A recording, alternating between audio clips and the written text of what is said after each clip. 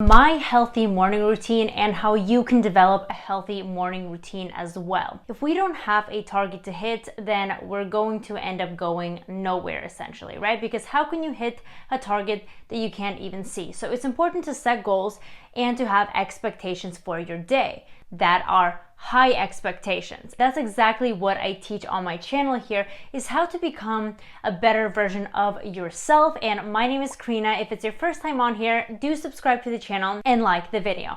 I also have a program titled Into a Milli Lady, How to Become a $1 Million Woman. It's going to be linked down below. So I want to share my morning routine with you. This has been asked about a lot. When I do these things, I notice that it is a lot easier for me to work and I get more inspirations and insights. And even though it might seem like a challenge in the beginning, the more you do it, the more routine it will become, and you will notice that it's actually fulfilling your day as opposed to taking up time. And it's much better than any other alternative, such as watching TV or really sleeping in. First and foremost, I go to bed at quite an early time, usually between 10 and 11 is when I naturally start to get quite tired, and that means I actually wake up earlier. And once I do, the first thing I do is I actually meditate. So I find either music on YouTube that is 528 hertz, and I set my timer to 15 minutes and I just close my eyes. Sometimes I will just concentrate on my breath or on the music, and other times I will just visualize the life that I want to have and the woman that I kind of inspire to be. The next thing that happens is I often work out. I will attend a fitness class or whatever my schedule is like for the day. Currently, I'm doing bar class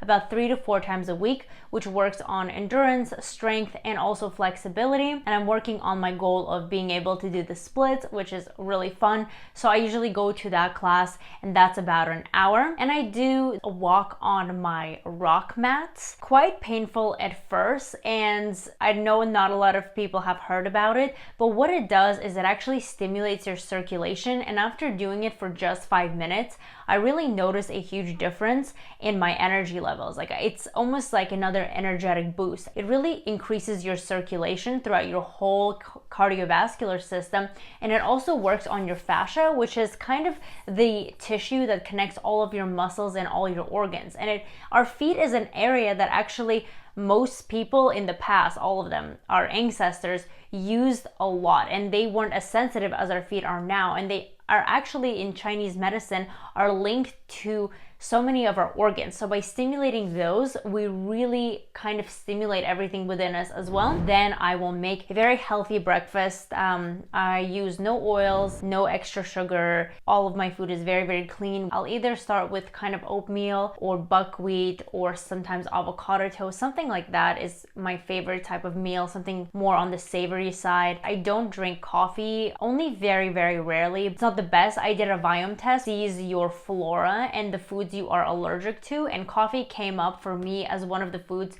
that I should limit. Then typically when that is done, I will read.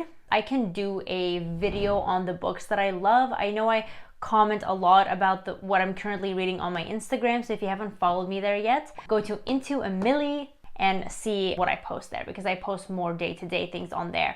So I usually read a book. Right now I'm reading one about intuition, which is what you see in the little video here. I just picked it up at Barnes & Noble's the other day, and the way I picked it up was actually intuition based. I looked at it, I was in the section, and it just popped out at me, and I thought I needed to read it, and I love topics like that. And then the next thing I will do is I will journal / write down my goals, or write what I'm grateful for, and write any kind of positive thing that has happened today. And that's why I have so many different notebooks where I document different thoughts. Sometimes I document a journaling session where I make myself be in a better mood. Maybe it's something where I write down my goals every single day, which is what I do too, is the things that I want to accomplish in the foreseeable future. And of course, gratitude is a very huge thing that really opens up more abundance and for things, good, positive things to appear into your life. And that's about it for the morning aspect of things. I don't know if I'm missing anything. If I have kind of more time, I will journal more or read more, or sometimes I'll even go through these affirmation cards that I have right here. So it's on love, health, wealth, purpose, and happiness.